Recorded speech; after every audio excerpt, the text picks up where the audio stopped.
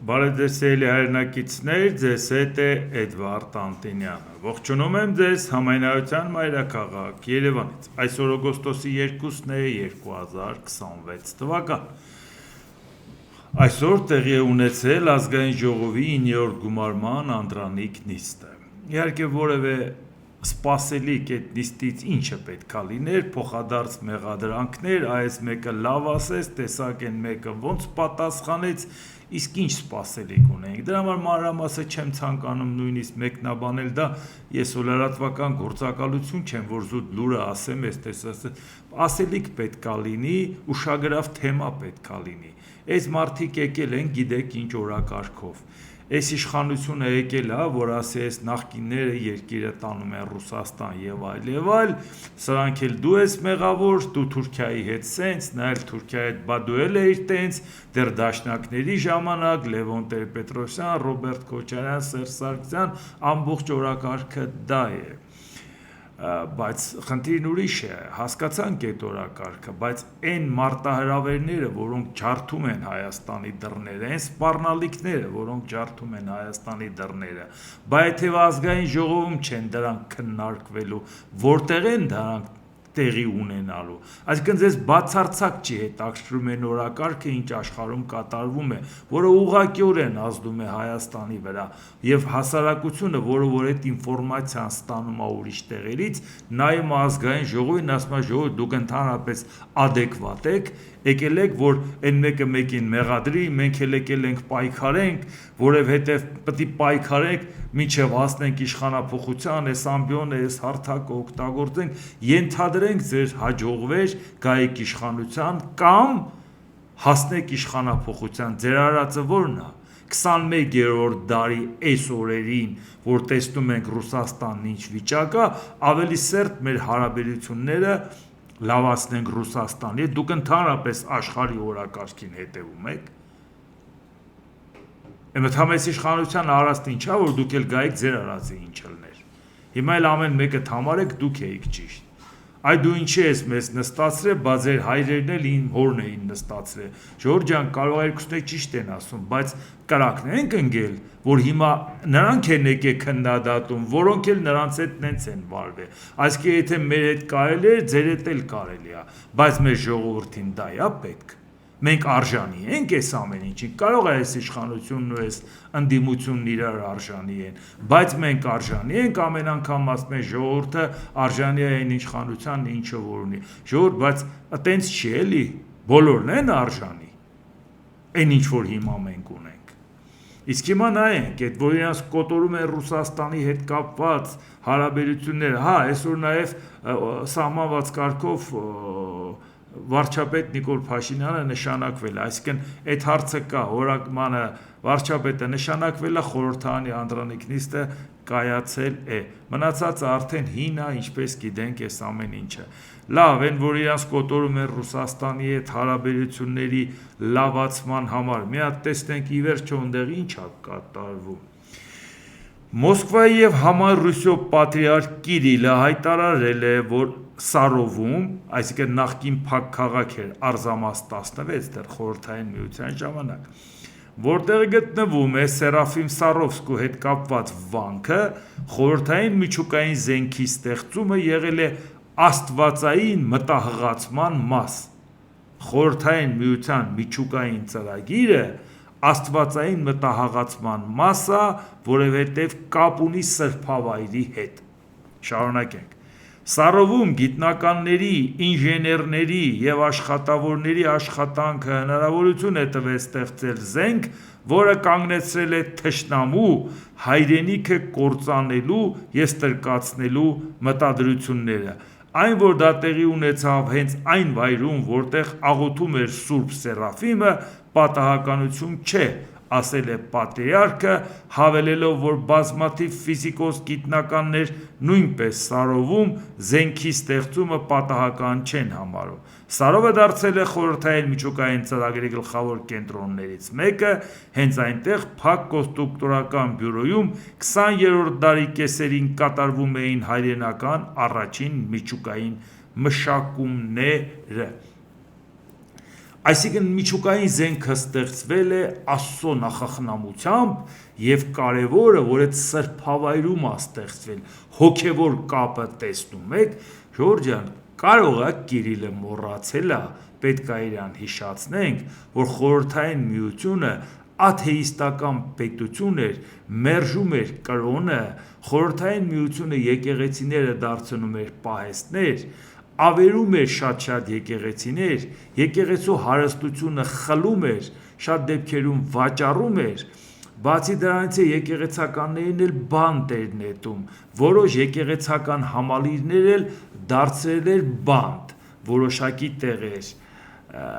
այսինքն հիմա պարզվում է,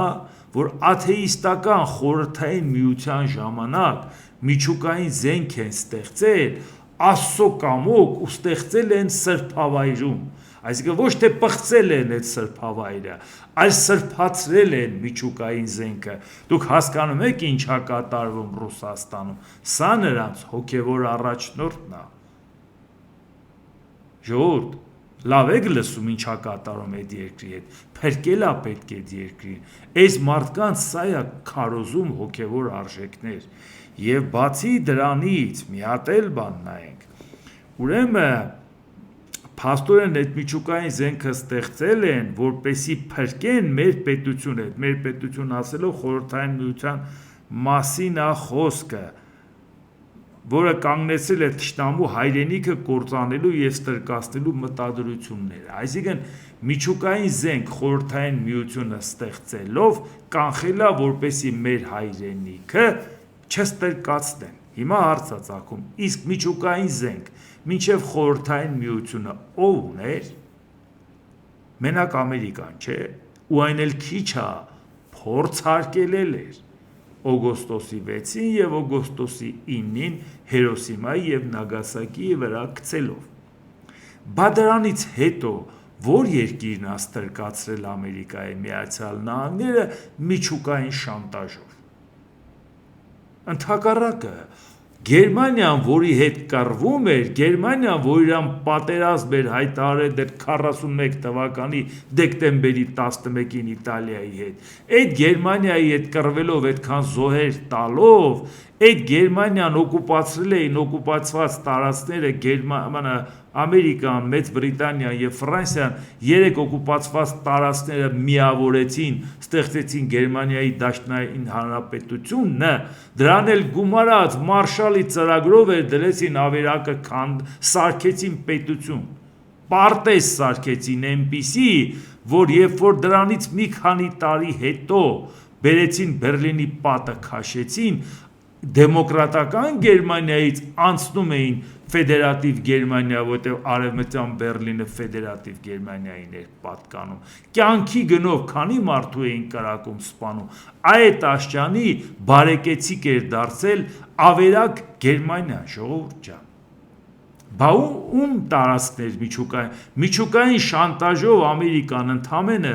զսպել է խորհրդային միության նախորժակը, որ նա ուրիշներին չգրավի, մի քանի անգամ դրան անդրադարձել եմ եւ ստիպել է, որ Իրանից զոր քանի խորհրդային միությունը եւ չօկուպացնի Հոկայդո կղզին, որը Ճապոնիայի 4 մեծ կղզիներից երկրորդն է, այդ մեծությամբ ուղղակի հյուսիսում է գտնվում Կամչատկայի Սախալինի ուղղությամբ խորհրդային միությանը շատ դուր էր եկել ու զբեր դա էլ վերցնել։ Միջուկային շանտաժ արել են, որպեսի զսպե նախորժակը, իսկ խորհրդային միությունը միջուկային զենքը ստեղծել էր, որ ուրիշներին շանտաժ աներ, ումից ինչ ուզեր վերցներ։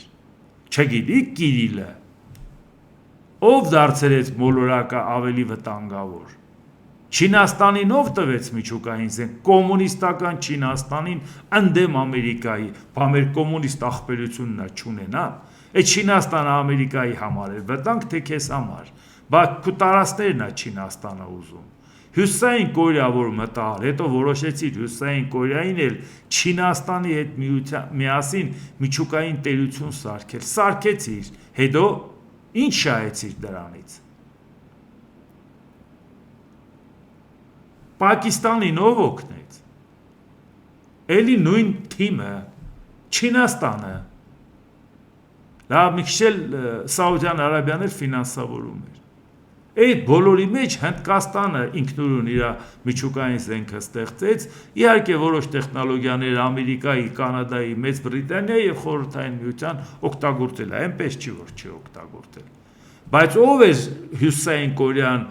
դարձնում միջուկային տերություն, որպեսի իր գործը։ Հիմա Հյուսիսային Կորեան ավելի շատ քո ընկերն է, թե քեզ վտանգ է։ Այսօր քեզ պետքա քեզ օգնում է բալիստիկ հրթիռ տալի, դրոն է տալիս, զորք է տալի, վաղը մի բան դուրը չեկա, պետք է կանգնի քեզանից բան ուզի։ Կարող է պարզ չի։ Բա դրա համար ով պետք է այս Կիրիլին բացատրի, իսկ այս Կիրիլի համար մեր հայ առաքելական եկեղեցին էլ ցավալիորեն ասեմ, որ չեմ սիրում որ դա տենց լինի, բայց տենց է, ասում ենք դարձել է Կիրիլի մասնաճյուղը հայ առաքելական եկեղեցին, մեդալներ եք ստանում մատուցած ծառայության համար, հայ առաքելական եկեղեցու ղեկավարները, սկսած Գարեգին երկրորդով, այս մարդը տեսեք ինչ է քարոզում, կարող է մի հատ էլ կարող է ավետարանում գրած է միջուկային զենքը Աստծո կամքով է ստեղծված, կարող է ուշադիր չեմ կարդացել էլի, կարող է տենց բան գրած լինի, Կիրիլը հոյենցն այդ չի ասում, Ժորժյան այս երկրի հետ եք ուզում մեր ճակատագիրը կապեք, որոնք այս ձևի բացատրություններ են տալի, փաստերն աղավաղում եւ բացատրում, թե իրականում ինչա տեղի ունեցել,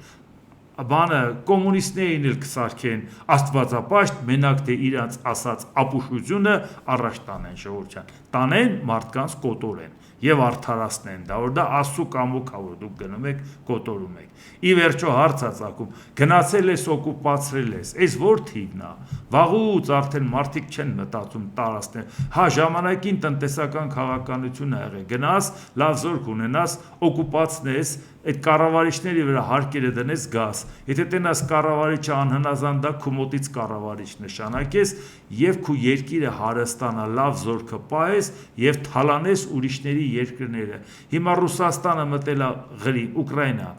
Ուկրաինա որ մտել է դրանից ինքը հարստացել է, թե իր երկիրն է հիմա հարստահարվում։ Չեք տեսնում ինչա կատարվում։ Բա պետք է գնայր Ուկրաինան թալանեիր, բերեր քո երկիրը պահեիր։ Այն Ուկրաինայի որ տարածքը վերցրել ես, այդ տարածքը ինչ որ բան ես թողել որ աճի, կամ բան ես թողել որ արտադրվի, որ մի բան էլ տանքես հարստանաս։ Հիմա դու հարստացել ես Ուկրաինայի հետ կռվելով։ Բայց պատերազմի նպատակը որն էր, տարածքները, թե գլխի գցես, որով ուժեղ է, կարա մի հատ քարտեզ հանի, ասի գիտեք ինչ ժողովուրդ ջան, ժամանակին Ղրիմը մերն է եղել, քանի տարի է ձերն եղել, բա դրանից առաջ, բաստյութների ժամանակ դուք ուր էիք, բա հունական քաղաքների ժամանակ դուք ուր էիք, դուք բթան պատմություն գիտեք, մինչև մի չգիտեք, որ հունական Խերսոնեսն ու Խերսոնը նույն քաղաքը չեն, այս ինչն եմ ասել, դուք ընդհանրապես խաբար եք, բառի սկիզբը լսել եք, ձեզ դուր ա եկել, վերջ, նույնն է, Սկի այդ չգիտեք, դուք պատմություն գիտեք, բայց այդ դեպքում հարց է ծագում, նույն Չինաստանը հիմա էլ հզորացել է, Չինաստանն էլ քարտեզներ ունի ժամանակին խորհրդային միության կամ ցարական Ռուսաստանից կամ տարբեր ժամանակներ վերցրած տարածքներ, ուժի իրավունքով քարտեզը հանում է, այդ տարածքները քեզանից ուզում է ոնց ես մերժելու, եթե դու ասում ես այդքան տարվա պատմության մեջ, եթե Ղրիմը մի քանի տարի ենթակայության տակ ա եղել, կապ չունի դա ես քանի փաստաթուղթ եմ ստորագրել Ուկրաինայի հետ տարածքային ամբողջականության հետ կապված ու նրա ինքնիշխանությունը երաշխավորելու, կապ չունի։ Ես մի հատ քարտեզ եմ հանում ուժի իրավունքով վերցնում եմ, բայց քարտեզը չես տեսել, որ չինացիների ձեռն էլ կա, ուժի իրավունքով քեզանից վերցնելու են։ Հիմա ուժ չեն կիրառում, փափուկ ուժով են գրավում։ Վաղը լա փորձի մի հատ ասես անհամաձայնություն հայտնես, դες գլխիդ ինչ են դնում։ Որտեվ դու ես տվել այդ իրավունքը, որ չես հարգում միջազգային իրավունքը, չես ճանաչում մարդկանց տարածքային ամբողջականությունը, ՄԱԿ-ի անդամ պետություն։ Սրատակ եք Հայաստանն ուզում կողեք ժողովուրդ ջան։ Մոսկվայի կենտրոնում Կուդրինսկայա հրապարակում գտնվող ռեստորանում տեղի ունեցած պայթյունի պատճառը ինքնաշեն պայթուցիկ սարքի պայթեցումն է եղել, որը ազգային ահաբեկչական կոմիտեի տվյալներով անհայտ բիկին փորձել է անցկացնել հաստատություն, պայթյունի հետևանքով զոհվել է 3 մարդ, կնոջը ռեստորան չթողած պահապանը կասկածյալ կին է եւ այցելուներից մեկը։ Ինչա տեղի ունեցել է, պայթյունը, որ եղել է հատուկ նպատակային մի հատ գեներալի ոչնչացնելու նպատակով էր ամենայն հավանականությամբ, ուղղակի ենթադրում ենք այդպես, բայց ուրիշ խնդիր կա։ Երբ որ խփում է Ռուսաստանը Կիևին, դրանից չի բարոյազրկվում Կիևը, դրանից չի բարոյազրկվում ուկրաինացին։ Ընդհակառակը աշկերտն արուն կողած ասում է դե հիմա դու կտեսնես։ Իսկ որ Մոսկվային են խփում, նույնիսկ եթե Մոսկվան ավելի մեծ փռվածք ունի եւ միտեղ պայթյունը կարող է ամբողջ քաղաքը չտեսնի, ամբողջ քաղաքը պամպերս է հագնում, վախից, որովհետեւ ասում է ոնց մեզ էլ են խփում, բա մենք հենց գիտեինք, մենք ուրիշի նկարանք կրակենք, սպանենք, բա մեզ ինչի եք խփում, մենք ինչ մեղավոր ենք, այո, մենք ուժեղ ենք Կիևին խփում ենք, բա Կիևը ինչ անշնորհքություն է անում, մեզ է խփում։ Այն խուճապը, որը Մոսկվայում տարածվում է, դուք բալիստիկ հրթիռով Կիևին խփելով չեք տարածի։ Ձեր մոտ մի հատ փոքրիկ պայթյունը խուճապ է տարածում ամբողջ Մոսկվայում, որտեղ իրանք հենց գիտեին, իրանք անձեռնմխելի են։ Էսա ձեր պատերազմը, եւ հետո հարց է տալի։ Կիևը մարդը պահում է իր տունը, դուք ուրիշի տան վրա որ հարձակվել եք, հիմա ձեր տանն են խփում, դուք ում եք պաշտպանում։ Ձեր արածը ինչ է, ժողովուրդը ամեն նման հարվածից եզրակացություն անում, բա մեզ պետք էր էս պատերազմը։ Ու պարզվում է Հայաստանը մարդիկ կան, որ իրանց դա պետք է։ Ուկրաինայի զինված ուժերի անօդաչու սարքերը հարվածել են Wildberries ընկերության Պահեստին Սամարայի մարզում, հարձակման հետևանքով Պահեստի տարածքում հրդեհ է բռնկվել։ Դե հասկանում եք Wildberries-ի հետ կապված պարբերաբար խոսում ենք, ուկրաինացիք էլ հետևողական խփում են, տարածությունն էլ իրանց համար արդեն միևնույնն է, 1000 կիլոմետր լինի, 1200 լինի, խփում են շատ հանգիստ։ Ոնց որ նաև Սամարայի հետ կապված, դե հասկանում եք, մենք սահմանից ենք հաշվում քանի կիլոմետր է հեռու, բայց պետք է հաշվի առնենք, որ հենց սահմանից էլ հո չենք կրակում, մի քիչ խորքից ենք կրակում, որի տեղը մենք չգիտենք, բայց ենթադրում ենք, որ որոշակի անվտանգային խորություն պետք է ունենա, չէ՞ որտեղից բաց թողեն։ Բայց եւ միևնույն ժամանակ մարդիկ անընդհատ ասում են Wildberries-ին խփեցի վերջո դա իր վնասակարության աշճանով ինչ չափի է, ժողովուրդ շատ մեծ է։ Այդ ապրանքների քանակությունը, որը օգտագործում է հսկայական թվով մարդիկ խնդիրներ են ունենում, գործարարներն են խնդիրներ ունենում, շատ մեծ է։ Բացի դրանից, արդեն մարդիկ բաց հայտարարում են, որ մոտարապես 10 միլիարդ դոլարի չափով Wildberries ընկերությունը բանկերից վարկեր է վերցրել ռուսական, բայց եթե ինքը վճարունակ չլինի, ինչ է անելու։ Իսկ եթե փորձի վճարի հիմա փող չունի, ստիպված նոր վարկ վերցնի կտան նրան։ Եթե տան, ռիսկը շատ մեծ է։ Եթե չտան, նա էլի վիճակի չի վճարել։ Ինչ է անելու։ Դուք հասկանում եք Ռուսաստանի բանկային համակարգին դա ինչ հարված է։ Այսինքն բա ոնց եք պատկերացնում պարալիզել երկիրը։ Հենց այդպես նավթավերամշակման գործարանին խփել, այս տերմինալներին խփել, պահեստերին խփել, մարքեթ պլեյսերին խփել։ Այո,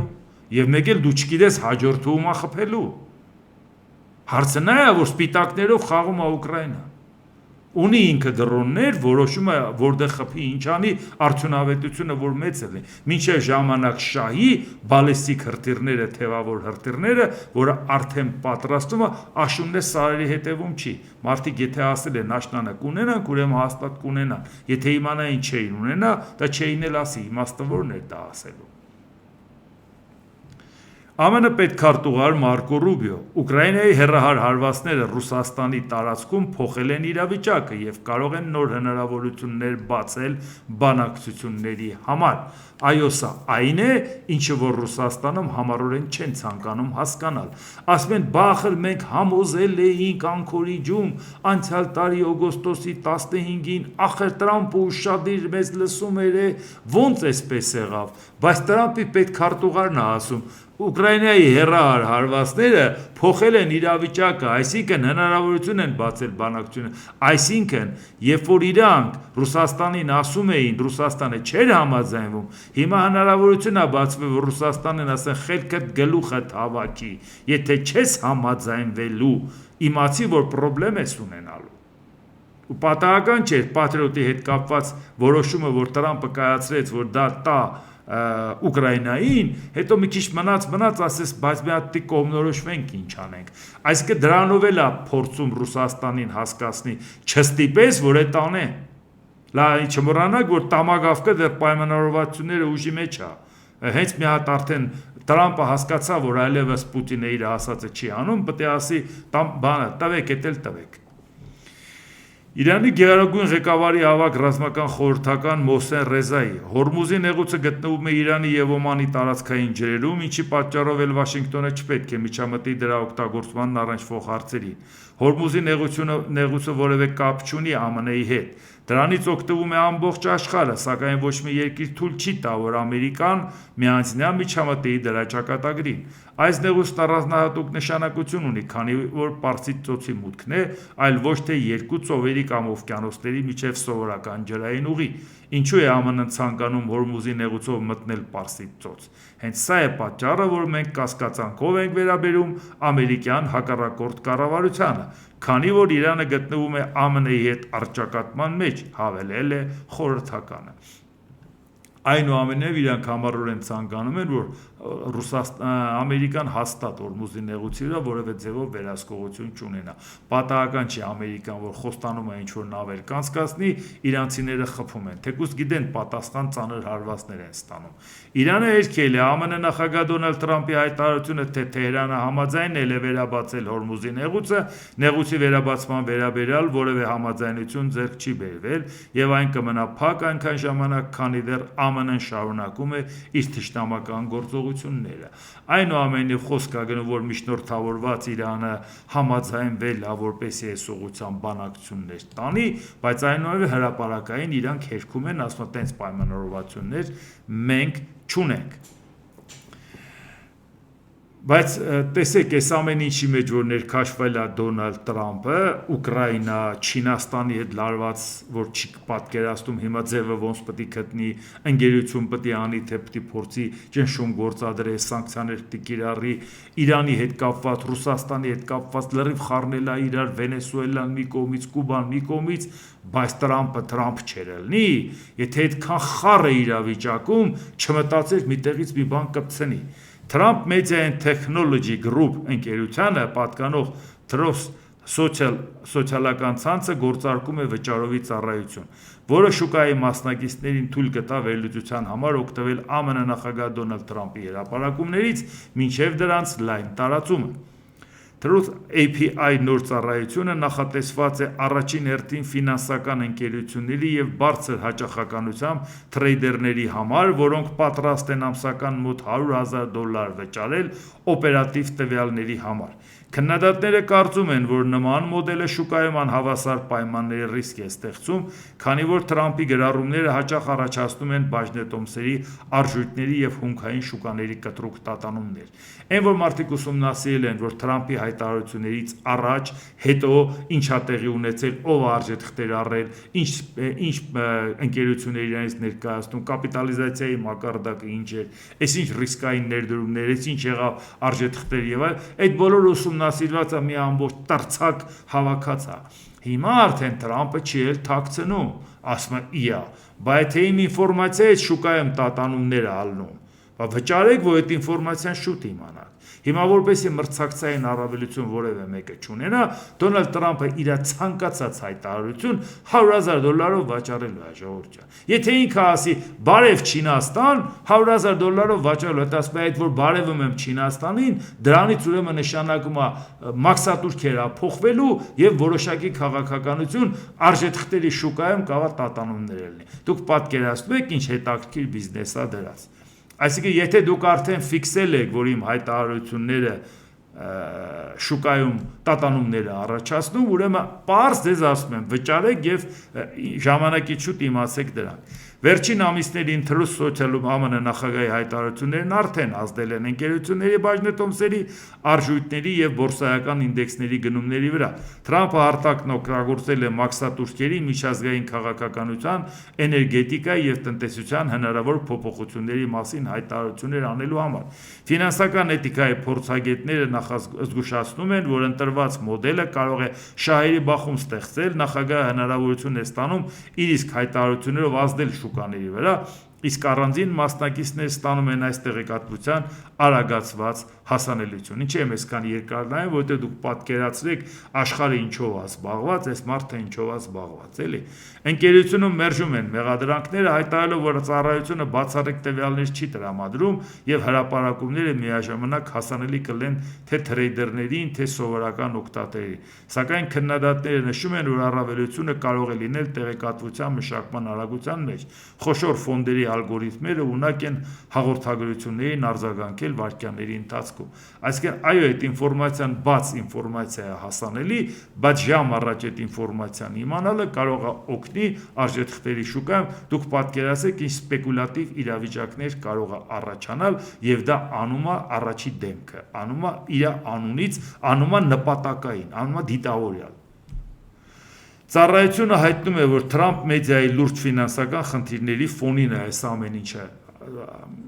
կատարվում։ Թրամփի իշխանության գալուց հետո ընկերության բաժնետոմսերը զգալիորեն նվազել են, իսկ ընկերությունը շարունակում է խոշոր վնասներ կրել։ Բայց դրա համար բերեք մի հատ փող կպցնենք, էլի։ Իհարկե պատկերացրեք, ինչքան ցավալի է, առջևում էլ ընտրությունները, Դոնալդ Թրամփը նոյեմբերի 3-ին դեռ պետք է կարողանա այնպես անի, որ մեծամասնություն ունենա, որտեղ եթե չունեցավ, արդեն իր լիազորությունները մինչև 28 թվականի վերջ չի, որ պետք է ինքը համարի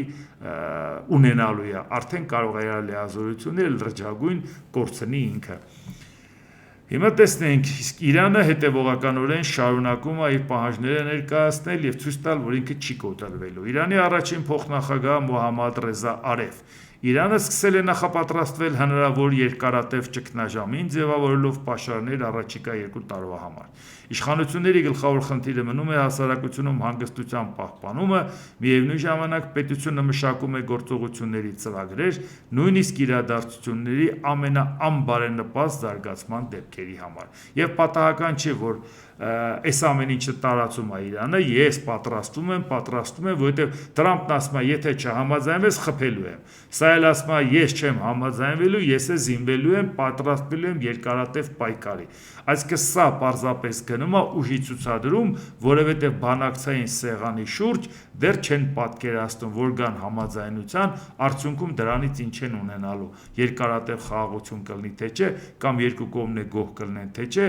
էլ չենք ասում, որ Իսրայելը հաստատ դժգոհալնելու բոլոր պարագաներում խաղաղության ժամանակ։ Դրա համար Դոնալդ Թրամփը Ամերիկայի նախագահ Դոնալդ Թրամփ Միացյալ Նահանգները լիովին պատրաստ է Իրանի դեմ գործողություններ ձեռնարկել ռազմական ահաբեկչության, ուժի և երկրորդ համաշխարհային պատերազմից ի վեր չտեսնված մասշտաբով։ Բայց ինչ երկրորդ համաշխարհային պատերազմ, մենք իմացել ենք, որ քարի դար է իր ուղարկում Իրանին։ Երկրորդ համաշխարհային պատերազմ քարով էին կռվում։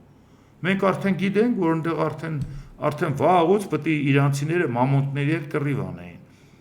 Չնայած դրան Իրանը և Մերձավոր Արևելքի այլ երկրներ խնդրել են հետաձգել ցանկացած հարձակում, քանի որ համաձայնագրի հիմնական շրջանակները համաձայնվել են՝ Հորմուզի նեղուցի բացում, Իրանի միջուկային սպառնալիքի վերացում։ Ես համաձայնել եմ չեղարկել հարձակումը, ասել է Թրամփը, չնայած ասել է, որ եթե շատ արագ համաձայնության գանք, եթե համաձայնության չգանք, խփելու եմ, ուղարկեմ քարե դար։ Հենց Իրանն էլ ասում է, տենց համաձայնություն մենք չունենք։ Այսինքն, եթե դու հասկանում ես, որ չես ուզում խփես, հասկանում ես դա լուծում չի, մեր վրա մի գցի, մենք քեզ բան չենք խնդրել։ Իհարկե, արաբական երկրները խնդրել են, այնպես չի, որ դրա մասին տեղյակ չենք։ Նավթային երկրներ են, ինչի պետք է չխնդրեն, ասում են, ինչ կարա կգցեցիք մեզ։ Իրանի իսլամական հեղափոխության պահապանների կորպուսը հայտարարել է, որ ռազմածովային ուժերը հարված են հասցրել Հորմուզի նեղուցում գտնվող 2 նավթատար տանկերի և ստիպել դրանց կանգ առնել չարտոնված երթուղիով անցնելու փորձից։ Իրանի ռազմածովային ուժերը շարունակում են իրականացնել Հորմուզի նեղուցի ամբողջական վերահսկողությունն ու կառավարումը։ Իսլամական հեղափոխության պահապանների կորպուսում հայտարարել են, որ հասցված հարվածից հետո երկու նավերն է ստիպված են եղել կանգ առնել։ Եվս 4 տանկեր, որոնք նույնպես խախտել էին անցման սահմանված կարգը, փոխել են ուղղությունը եւ վերադարձել նախկին դիրքը։ Սա եղել է նախորդ օրը, բայց սա հենց նա էր, որ Ամերիկան ասում էր, ես իմ ուղեկցությամբ, աջակցությամբ անցեմ կացրել։ Իրանն էլ խփել էր, ասել էր, այն երկուսին հարվածել էր, մյուսներին էլ ասել էր հետ գնացեք խփելու եմ։ Այսինքն սա ունենք մենք, այս որ ասենք խոսքը գնում էր, որ Դոնալդ Թրամփն ասում էր այնուամենայնիվ համաձայնության եկե։ Ու այնպես չի, որ Դոնալդ Թրամփը մենակ մտածում է ոնց փողաշխատի ինֆորմացիայի վրա։ Էլի թեմաներ կա, որը իրան հանգիստ չի տալի։ Հաղորդավար Սթիվ Գրուբերը հիշեցրել է Գրենլանդիայի ապագայի վերաբերյալ իր կանխատեսումը, ըստ որի մինչև Թրամփի նախագահական պաշտոնից հեռանալը կղզին գտնվելու է մեր օպերատիվ վերահսկողության ներքո։ Այո, դուք ճիշտ կլինեք, եթե այդպիսի խաղադրույք կատարեք։ Գրենլանդիան շատ կարևոր է մեր տեսանկյունից, ոչ թե նրանց Դանիայի, ասել է Դոնալդ Թրամփը։ Հիմա հարց է ծագում, այս վերջերս Դոնալդ Թրամփը հիմա էլ Վենեսուելան նկարել է որպես 51-րդ նահանգ, Ժորժյան, ես ոնց որ հաշվում եմ, Ամերիկայի Միացյալ Նահանգները արդեն պետք է լինի 51-1, 51-2, 51-3, որովհետև Կանադան 51-րդն է, Գրենլանդիան 51-ն է, Վենեսուելան 51-ն է, Կուբան 51-ն ու 51-ն է։ Ժորժյան, այդ թվից առաջ չի ստացվում գնալ, դպրոցում կարող է մինչև 51 թիվն է սովորել։ Չի, օրինակ հիմա Գրենլանդիայի ժամանակն է, նորից էլի բզբզել, նորից էլի Եվրոպային նեղացնել, նորից էլի ներքաշել ես ամեն խնդիրների մեջ, մանավանդ որ մարդիկ հասկանում են, եթե նոյեմբերի 3-ին դու մեծամասնություն չունենաս կոնգրեսում, Գրենլանդիա բառը պետք է ընդհանրապես մոռանաս, որովհետև եթե դեմոկրատները մեծամասնությունն են, ոչ թե իրանց Գրենլանդիան չի հետաքրքրի, հաստատ իրանք այն քաղաքականությունը, որը Թրամփը տարել է, նրանք քննադատելու պարագայում մտների ծայրով չի անցնի, որ ասեն Ժորժ ջան, Թրամփը որ ասում էր, ճիշտ էր ասում, մեզ էլ է Գրենլանդիան պետք։ Այսինքն դա նշանակում է, կոնգրեսը քեզ չի աջակցելու այդ հարցում, իսկ դու առանց կոնգրեսի այդ քայլը չես կարող անել։ Անկամ առնելու հարցը չես կարող անել։ Անկամ առնելը առանց կոնգրեսի չես կարող։ Մանավանդ նրծախող չկա է։ Այդ մարդիկ ասել են չի վաճառվում։ Ինչ է, ուժային ձևով ես մտնելու։ Այն դեպքում, երբ որ մարդիկ ասել են եկեք պայմանագիրը կնքենք, բազա տնտլայնի։ Եթե դու անհանգստություն ունես Ռուսաստանից, Չինաստանից, արի բազա տնտլայնի, ով է ձեռդ բռնե։ Իմաստը որն է, որ այսպիսի բան ասի եւ իր խոսքը արժե զրկի։ Այսօր հիմա դրա ժամանակն է, մի հատ էլ են խեղճին ասում է խաղադրույք կատարի, որովհետև մինչև իմ պաշտոնավարման ավարտը մենք վերահսկողություն ենք սահմանել Գրենլանդիայի վրա։ Այս խեղճ հաղորդավարները կոխել է պարտքերի տակ էլի։ Իրանի ուժային կառույցների բարձրաստիճան ներկայացուցիչը հայտարարել է, մենք ամերիկյան լրատվամիջոցների հայտարարությունները Իրանի ենթակառուցվածքների դեմ ԱՄՆ եւ սիոնիստական ռեժիմի հնարավոր հարվածների մասին համարում ենք խելագարության դրսևորում։ Մենք պատրաստել ենք լայնածավալ պատասխան ծրագիր, որը ներառում է հարվածներ սիոնիստական ռեժիմի կենսական նշանակության ենթակառուցվածքներին եւ տարածաշրջանում ԱՄՆ-ի էներգետիկ օբյեկտներին։ Մենք պատրաստ ենք դրան։ Իրանի զինված ուժերը ինչպես 40-օրյա պատերազմի ընթացքում, այնպես էլ վերջին շաբաթներին ցույց են տվել, որ ունեն նման գործողությունների համար եւ հնարավորություններ եւ վճռականություն, ընդգծել է Իրանի ուժային կառույցների ներկայացուցիչը։ Ի նկատի ունեցեք, որ Իրանը եթե հարևաններին բոլորին վախեցնում է, մենք էլ ենք հարևան, մենք էլ պետք է մտածենք, որ եթե Իրանի հետ մեր հարաբերությունը նորմալը լավ է, իսկ եթե նորմալ չեղավ, ես պարբերաբար ասում ինքը ավելի վտանգավոր է, քան անգամ Ռուսաստանը, որտեղ ինքը հարևան է։ Հարևանը եւ բավական ագրեսիվ ձևով կարող է ասի իմ կենսական նշանակության տարածքա, ոնց որ տենում եմ ես Հայաստանի համար խաղեր են տալի, ավելի լավ է ես ձեռս տնեմ վրեն, հանկարծ ուրիշը չհայտնվի։ Դա շատ վտանգավոր բան է, Աստված անի, որ երբեք նման հարց չառաջանա, բայց երբեք դա չի էլ կարելի բացառել, ինչպես տեսնում եք ինքը ինչ հանգստությամբ է հարվածում արաբական երկրների բազաներին եւ ոչ միայն բազ, էլ դեսպանատուն, էլ ասում ամերիկյան համալսարաններին կխփեմ, էլ էս կանեմ, էլ են կանեմ, հոմենակ բազաները չի։ Դուք Ամերիկայի ընկերն եք, ուրեմն դուք պետք է իմանաք, որ դուք պետք է հարված ուտեք։ Իդեպ հարվածելու դեպքում նաև Իրանը չի բացառում Իսրայելին էլ հարվածի, իսկ Ամերիկան գցում է ի վիճակի կլինի Իսրայելին պաշտպանի այդ ինտենսիվության հարվածների դեպքում, թե չէ, այդ զգուշավորությունն էլ իմիջայլոց գալիս է նաև դրանից, որովհետև պատասխան հարվածին իրանք վստահ չեն, որ պատրաստ են, որովհետև երկաթյա գմբեթը գերագնահատված էր, բայց այն ինտենսիվությամբ, որ Իրանը հարվածում էր, չկարողացան դա պահեն։ Էլ չեմ ասում, որ այն բազաներից, որից խփում էին, որ չհասնի Իսրայել, դրանք էլ հարվածներ են ուտում եւ Ամերիկան նաեւ պակասեցնում է այդ բազաներում դրած հակաօդային պաշտպանության համակարգերն անգամ տեղափոխում է, որ Իսրայելին օգնի հենց բուն իր տարածքում, ոչ թե ճանապարհին։ Իսկ դա խնդիր է առաջացնելու։ Իրանի պաշտպանության նախարարի պաշտոնակատար բրիգադի գեներալ Սայեդ Մաջիդ Էբն Ռեզան հայտարարել է, որ Թեհրանը հակառակորդների ցանկացած հայտարարություն դիտարկում է որպես իրական սպառնալիք եւ դրանք օգտագործում է զինված ուժերի պատրաստվածության մակարդակը բարձրացնելու համար։ Իրանին հնարավոր չէ անակնկալի բերել եւ երկիրը հնարավոր սպառնալիքների առջեւ пассив դիրք չի զբաղեցնում։ Մենք հանկարծակի չենք գալիս եւ անգործ չենք մնում։ Մենք սպառնալիքը դիտարկում ենք որպես պատրաստվածության բարձրացման, զսպման, ամրապնդման եւ մեր հզորության ուժեղացման հիմք, հայտարարել է Էբն Ռեզան։ Այսինքն դուք տեսաք Իրանի հետ կապված այսքան ինֆորմացիան, որ իրանք մեկը մեկի հետևից տարբեր տրամաչափի պաշտոնյաներ սպառնում են Միացյալ Նահանգներին, որ եթե հարված ուտես, պատասխան հարվածը ստանալու ես։ Ամերիկան լուրջ խնդիրներ է ունենում արաբական երկրներին նեղացնելու հարցում, Ամերիկան լուրջ խնդիրներ է ունենում, որ նաև Իսրայելի հետ կապված, որովհետև Դոնալդ Թրամփը կարծեց, որ հեսա կհարվածեմ, կավիրեմ կառավարումը կփոխեմ Իրանում եւ Իսրայելին կօգնեմ, բայց տեսա, որ դրանով խնդիր առաջացավ, հիմա անգամ մտածում է, հիշում եք Թրամփը վերջերս էլ ասում էր, ես չլնեի, Իսրայելը ոչնչացած կլներ։ Այսինքն այն պատասխան հարվածները, որ տեսա, որ ծանր ձևով հասան նաև Իսրայելին, հասկացա, որ եթե իսկապես Իրան լուրջ ձևով չօգնեն, խնդիր կառաջանա, բայց եւ միևնույն ժամանակ այդ խնդիրը իրանք ունեն նաև դժվարություն։ Էժան դրոնով Իրանը խփում է, դուք թանկ համակարգով նրա դեմ պայքարում եք։ Էժան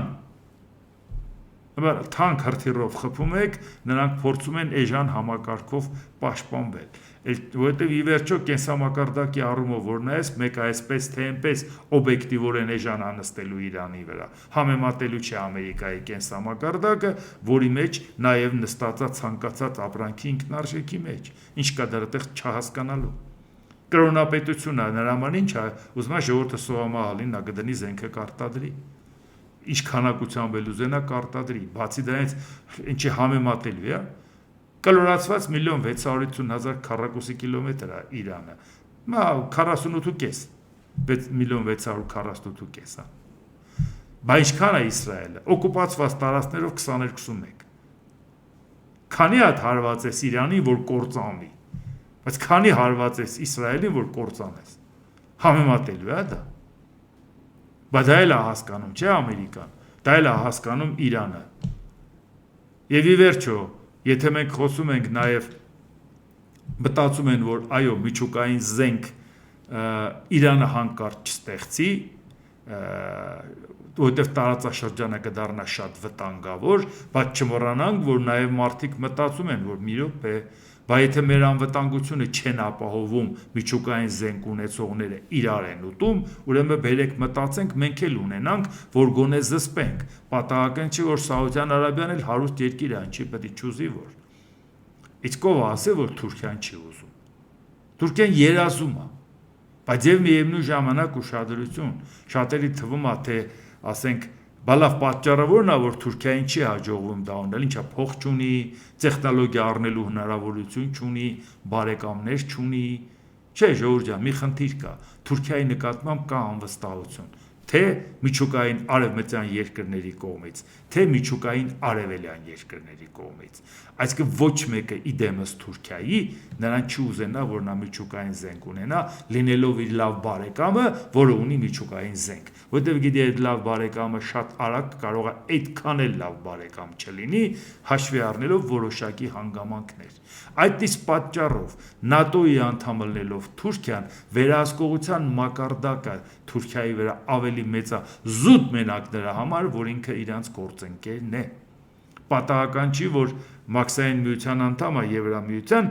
Թուրքիան, բայց նրան չեն ցանկանում Եվրամիության անդամ դարձնել, ասում են դու տուն թողելու բան չես, այն որ Թուրքիայի մասին Հայաստանում խոսում են, բերեք օբյեկտիվ խոսենք, 450 միլիոնանոց Եվրոպան, այդպիսի հզոր Եվրոպան չի ցանկանում Թուրքիային ներս թողի, մաքսիմում թողելի 85 միլիոն, հա, չի թողում, որտեղ վտանգ է տեսնում, իսկ պարզվում է, որ Հայաստանը վտանգ չեն տեսնում, դե հեյ, Հայաստանը ինչի պիտի վտանգ տեսնեն Թուրքիայից, ժողովուրդ ջան, բա այս իշխանությունը պիտի վտանգ տեսնի, բա մենք տեսնում ենք, չէ, բա տեսնում ենք ինչա կատարում, այսինքն իրան զսպելը, իրան մոտ են պահում իրանց, որպեսի վերահսկելի լինի, ժողովուրդ ջան, այսինքն այս տարածաշրջանում գոնե այդ հարցով մենք գիտենք, որ ինքը ՆԱՏՕ-ի անդամ լինելով որևէ ձևով չի կարողանալու վերահսկողությունից դուրս միջուկային զենք առնի, տեխնոլոգիաներ առնի, ուսարկի ով պետք է դրան թույլ տա։ Չէ որ նախորդ սխալները տեսան, Խորհրդային Միությունը Չինաստանին միջուկային զենք տվեց, որ իր թիմից խաղա, հետո նույն Չինաստանը կանգնեց Խորհրդային Միությունից տարածքային պահանջ դրեց։ Այդ դուք հենց գիտեք հիմա են իրանք գրավում։ Բա սովետի ժամանակ իրար հետ թարսվեցինք, որտեվ Չինաստանը տարածքային պահանջ էր ներկայացրել Խորհրդային Միությանը, մոռացաք, պատերազմ էին, ժողովուրդ ջան։ Դա նորություն չի, չէ՞։ Ավակ սերունդը դրանք հրաշալի հիշում են։ Այսինքն նենց արագ կարող է քո բարեկամը դառնա քո հակառակորդը, եթե մանավանդ ինքը ունի միջուկային զենք, այսինքն դա նշանակում է, որ ինքը կարող է որոշողների մեջ լինի։ Էնպես որ սա դարձել է թեմա, սա դարձել է խնդիր, որի հետ կապված մենք նայում ենք, թե ի վերջո ինչ է կատարվում։ Իրանին եթե նույնիսկ զսպեն, որ միջուկային զենք չունենա, համենայն դեպս դա բխում է մեր շահերից, որովհետև մենք չգիտենք միջուկային զենք ունեցող Իրանը Հայաստանի հետ կապված վերաբերմունքը ինչպիսին կլինի։ Եթե նույնիսկ Հայաստանի տարած չմտնի, էլ Հայաստանին կասի հանկարծ այս կողմերը արևմուտքը չերևա, ու ինչ ենք անելու, ում ենք բողոքելու, մանավանդ որ տեսնում ենք Ամերիկայի բազաների վիճակը արաբական երկրներում։ Դրա համար սա մեզ համար այնպիսի քայլեր է, ժողովուրդ ջան, մենք պետք է գործենք առանց սխալվելու իրավունքի, ես պարբերաբար ասում եմ, որովհետև մեր համար սխալվելը կարող է արժանա պետականության կորուստ։ Մեզնից յուրաքանչյուրը կարող է սխալվել, մարդը հաշվարկ է անում, ինֆորմացիա կարող է պակաս լինի, բայց այդ ինֆորմացիան պետք է կուտակվի եւ ուղեղային կենտրոնները մշակեն եւ պետության իշխանության օրվա իշխանության սեղանին դնեն տեսակետներ եւ այդ իշխանությունը պետք է գործի առանց սխալվելու իրավունքի, որովհետեւ հենց իրանց գործունեության կամ անգործության պատճառով է կարող որ մեր պետականությանը վնաս կհասցվի, բայց երբ որ նայում ես խորհրդանում ընդհանրապես կառավարությունը ինչեր են քննարկում, հիասթափվում ես, ասում ես Տեր Աստված, հույսներս ում վրա ենք դրել։ Դե ինչ, այսօր այսքանը, եթե հավանեցիք սեղմեք լայք կոճակը, բաժանորդագրվեք Էդվարդ Անտինյան YouTube-յան ալիքին, սեղմեք զանգակ կոճակը, գրեք մեկնաբանություններ, գրեք հարցեր, դիտեք եւ դատեք ինքներդ։ Շնորհակալություն։